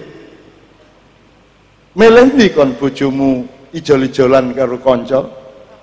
Opo kok jogo sebagai martabatmu? Jadi caruk harus dilatar latar belakangnya. Caruk itu cuma akibat, sebabnya harus Anda pelajari dulu. Jadi caruk tidak mesti jelek, daripada Anda di Jakarta tuker-tuker istri satu sama lain, kan begitu? Kan mending orang Madura yang caruk mempertahankan martabat keluarganya dan seterusnya. Itu ketiga. Jadi oke, tepuk tangan ya, nggak apa-apa untuk Madura. Saya tidak menganjurkan orang untuk caruk, tapi jangan terus orang modern enak aja mengatakan caruk itu primitif. Caruk itu lambang harga diri manusia, kan begitu. Meskipun outputnya, ekspresinya boleh kita tawar, tapi harga dirinya jangan hilang. Daripada orang modern yang makin tidak memperhatikan harga diri, betul enggak? Oke, itu ketiga. Keempat, tolong pelajari konflik sampit antara Dayak dengan Madura. Saya mengikuti dan saya dengan Kiai Kanjeng alhamdulillah bisa menghindarkan pembunuhan terhadap orang Madura di 4 kabupaten di Kalimantan Tengah dan Barat, di Rasau Jaya, terus Kabupaten Mempawah, Pontianak dan Sanggau. Itu kita bekerja serius di malam hari dengan tentara, polisi, sweeping dan seterusnya, dan saya tampung pesantren yang dihabiskan santrinya, gedungnya tinggal bunyai sama anak-anaknya, dan Quran-Quran yang terbakar saya simpan di Yogyakarta. Nah, sejarah sampit ini harus direcover oleh orang Madura. Waktu itu kiai yang paling utama adalah yang sekarang ada di dalam penjara. Itu juga sebuah pembelajaran yang sangat serius. Kalau Pak Muzamil dan teman-teman bisa membangkitkan kembali dengan santun dan mulus berdirinya kembali jaringan ulama-ulama Basrah, insya Allah Madura akan bisa menjadi kiblat Indonesia. Tapi Basrahnya hidup dulu dan sampit direcovery secara akhlak, secara budaya, secara sejarah dan seterusnya. Gitu. Yang terakhir, dengan 4 itu tadi Anda pelajari, baru Anda bisa menjawab kata-kata Allah, firman Allah, ya ayyuhalladzina amanu taqullah faltanzur nafsum ma qaddamat lighad wattaqullah innallaha khabirum bima ta'malun. Masa depan Madura hanya bisa Anda jawab kalau Anda sudah fix memahami masa silamnya Madura, yang dekat maupun yang jauh. Itu ya untuk Madura. Tadi riba sudah, Madura ini tinggal dua. Yang satu kebangsaan. Saya mergo sampean anakku kabeh ya rek, putuku kabeh, saku nggae PR. Wis ngene, pelajarannya dari epistemologi ya. Misalnya selama ini Pak Muzamil, ya ayyuhan nas inna khalaqnakum min dzakari wa untha wa ja'alnakum syu'uban wa qabaila lita'arafu, itu diterjemahkan, wahai manusia, aku menciptakan kamu semua laki-laki dan perempuan bersuku-suku dan berbangsa-bangsa. Oke, lagi perempuannya kapan-kapan. Tapi waktu ayat itu turun belum ada konsep bangsa. Belum ada bangsa. Bangsa itu cari lahirnya kapan, abad piro. Jadi tidak ada bersuku-suku dan berbangsa-bangsa. Tolong itu dibenahi juga tafsirnya, gitu ya. Oke.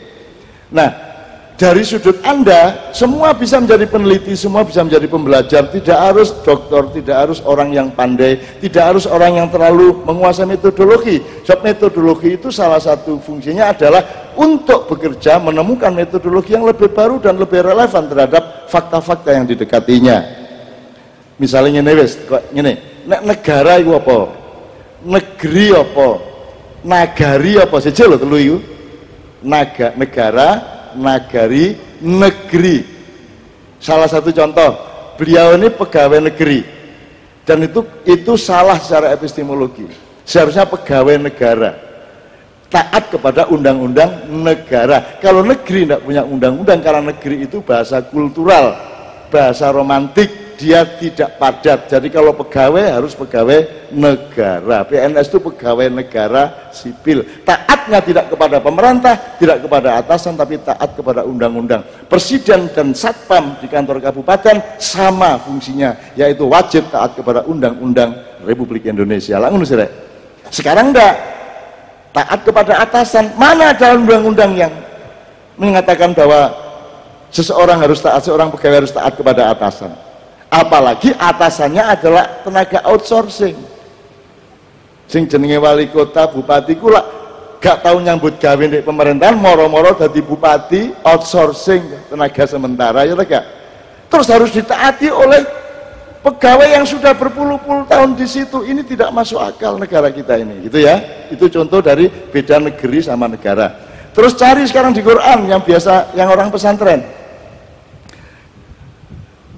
Inna anzalna fi wattini wazzaituni wa turi sinina wa hadzal baladil amin. Di Quran ada balad. Apakah itu negara atau negeri atau nagari? Cari. Kemudian ada baldatan, baldatun. Dua. Ada formula, jadi kan beda ini. Balad sama balda. Kemudian ada biladun. 3, 4 ada Korea. Yang terbanyak Korea di Al-Quran. Korea itu kita memahaminya desa. Untung kita orang Jawa, ada transformasi dinamis, progresif, desa mawa coro, negara mawa toto. Nah ini kalau mau belajar benar, syukur ada penelitian itu di kampus yang memang urusan fakultasnya seperti itu. Jadi ada baldah, bilad, balad, Korea. Yang mana negara itu? Belum lagi nanti ada khilafah, ada imamah. Anda tahu yang bisa menyaingi Cina sekarang hanya Iran, karena Iran sama Cina RRC itu sama sistemnya, yaitu imamah. Jadi kalau Syiah pakai imamah, jadi struktur dari atas ke bawahnya fix. Cina juga begitu, politiknya politik imamah, meskipun namanya komunisme, tapi sama pergerakannya pergerakan imamah. Jadi yang pinter menanggapi konflik antara kanan dan kiri, kapitalisme dan sosialisme, itu hanya Cina. Cina gak gelem kapusan, karena mereka tahu kapitalisme dan sosialisme itu juga cuma pura-pura, itu bikinan Dajjal tadi itu.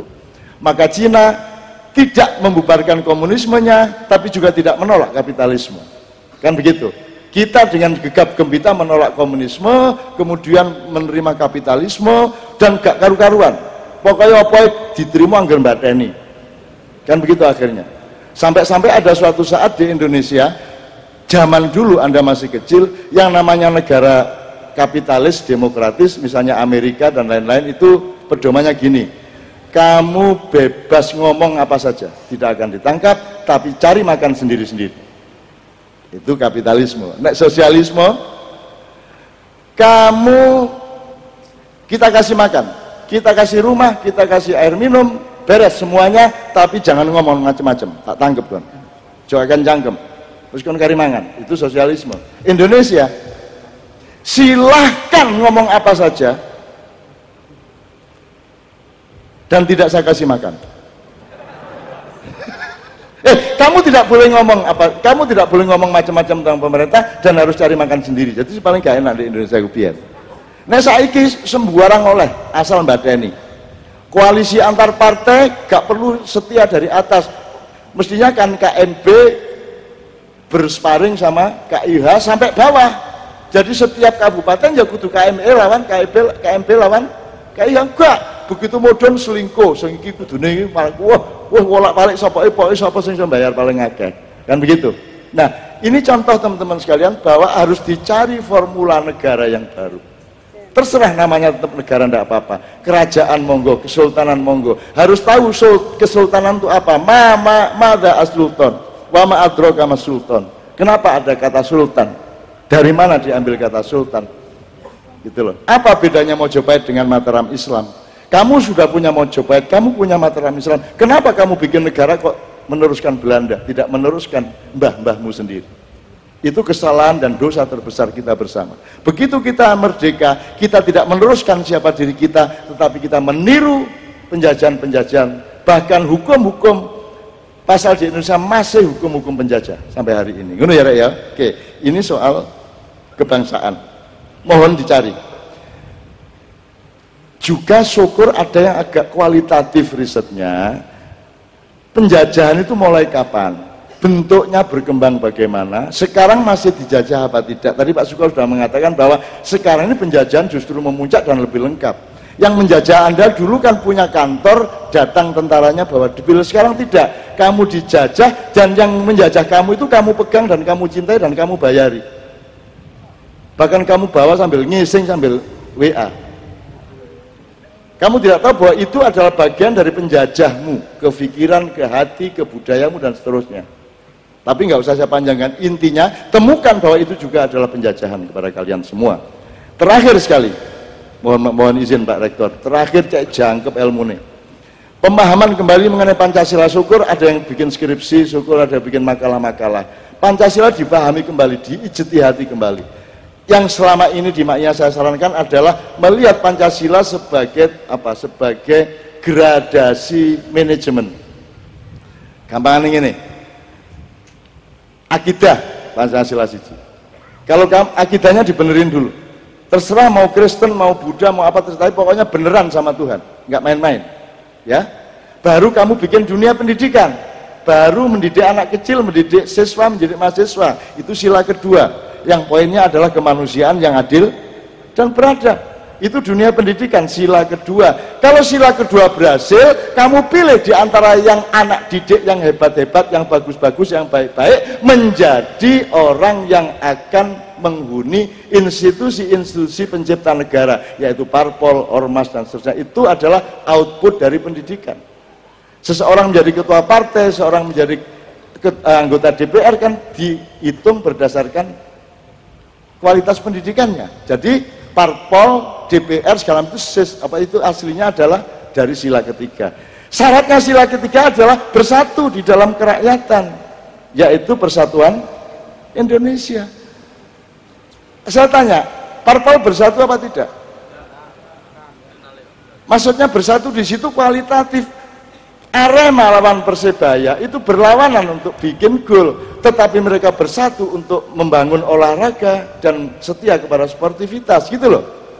Ya, itu namanya kualitatif. Kuantitatifnya berlawanan, kualitatifnya bersatu. Nah, itulah syarat Pancasila ketiga. Karena sila ketiga inilah yang akan bikin struktur pemerintahan. Mereka yang menentukan siapa calon presiden, mereka yang menentukan siapa calon menteri, dan seterusnya. Kalau parpolnya tidak benar, pemerintahan mesti tidak benar. Kalau pemerintah tidak benar, tidak goal sila kelimanya. Sila kelima adalah keadilan sosial bagi seluruh rakyat Indonesia. Rakyat juga tolong memahami bahwa urusan kita bukan kemakmuran, urusan kita keadilan. Kan begitu. Kalau kamu mencari kemakmuran dok, pasti tidak adil dan pasti banyak yang sengsara. Tapi kalau kamu urusannya adalah keadilan, meskipun tidak sejahtera sehebat-hebatnya, tetapi pasti akan lebih sejahtera daripada kalau kamu ngurusin kesejahteraan. Makanya jargonnya adalah adil makmur, bukan makmur adil. Sebab nek makmur dhisik gak mungkin adil. Mulanya bapak-bapak dulu bikin adil dan makmur. Bisa jelas toh? Lah kok saiki wong mikir iki makmur. Aku duwe kanca 40 tahun Pak seniman gak tau kepethuk aku 40 tahun. Ku kepethuk aku ngene iki. Sampean juga kenal orangnya. 40 tahun gak ketemu. Dan aku wis gak tahu ngurusi soge melarat gak tahu, wis gak ono tema iku gak ono di urip kuwi. Aku mek ngurusi pelayanan kepada rakyat. Ngono iku kepethuk aku takon ngene. Nun, piye kabare? Jare kowe saiki makmur. Coba piye kowe? Kuwi wong tuwek empong melarat sing diurus ning uteke iki makmur. Nek ana wong duwe mobil dhek emeng motor cemburu dengki, coba gagal jadi manusia. Dan Anda jangan seperti itu. Kalau Anda mengurusi keadilan, Anda pasti makmur. Tenang aja, pasti makmur. Ah, itu terakhir rumusnya di Islam, innamal a'malu binniyah. Jadi semua pekerjaanmu itu tergantung niatmu menuju apa. Wa man kana hijratu ilallah wa rasul fa hijratu ilallah wa rasul. Kalau kamu niatnya untuk bertemu Allah, untuk selamat di depan Allah, innalillahi wa inna ilaihi rajiun, maka kamu akan dapat Allah dan dapat tanggung jawab Allah di dunia. Kamu pasti tidak ketelarak di dunia, mergo Allah mengayomi kamu, murabbi. Tapi kalau wa man kana hijratu ila dunya fanala ma hajara ilaih, kalau kamu mencari dunia, mungkin kamu dapat kekayaan, tapi belum tentu dapat kepengasuhan dari Allah, belum tentu dapat ridho dari Allah, dan belum tentu kekayaanmu akan awet di tanganmu. Sebelum kamu meninggalkan, mungkin kamu sudah ditinggalkan oleh harta bendamu. Jadi konco-konco, Anda harus yakin kepada Allah. Wis toh, percaya. Dolek ono Allah, engko Allah tanggung jawab nang awakmu. Nek kon dolek swarga tok, mungkin oleh swarga, tapi Allah gak nyopokon ya apa? Lah gak enak sih, gak diwawu. Engko Allah teko terus ketok kon balik, ya apa kon ya? Gak enak sih, lha nggih. Jadi wis ta, nek kon ndolek Gusti Allah mesti oleh swarga, mesti, gila apa? Tapi nek kon ndolek swarga terus gak tapek eling Allah. Ya apa iku kok? Mulane nek kon iso sedekah titik, aja ate mbayangno ganjaran peningkatan. Ndak usah sedekah ya sedekah titik, maka Allah akan cinta kepadamu dan Allah diam-diam akan memberikan bonusnya kepadamu. Bonus itu jangan diomongkan dan jangan dihitung melalui mulutmu, meneng wae. Pokoke kon sedekah titik. Aku rene iki rene titik. Mari ngono apa gak roh aku. Pokoke aku rene. Ketemu awakmu seneng, golek ilmu bareng-bareng seneng karo Cak Suko, karo Pak Rektor, karo kabeh. Wis titik iku tok. Aku gak ndelok pahala apa-apa meneh. Aku gak roh urusane ndek kene. Pokoknya aku ngertine ketemu sampean dan aku lega, aku ridho dan hanya untuk Allah semuanya. Ngene ya. Wes saiki ngadeg kabeh bareng-bareng.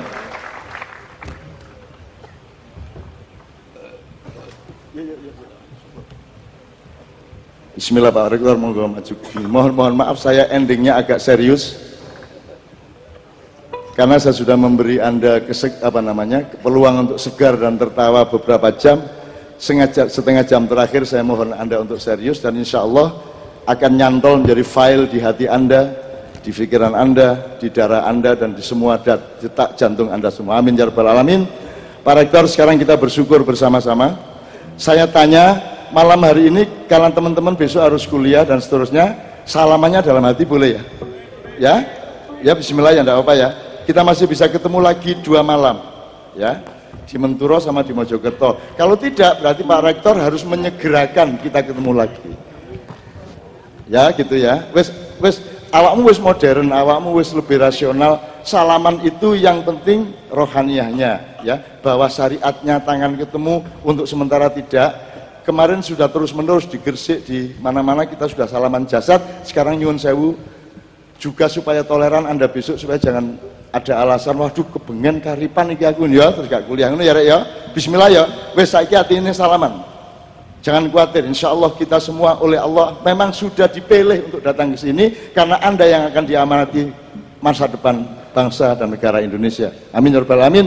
Kita sekarang bersyukur dengan lagu syukur yang diciptakan oleh Habib Muntahar pada tahun 1946, almarhum, mudah-mudahan Allah melapangkan surganya. Yuk.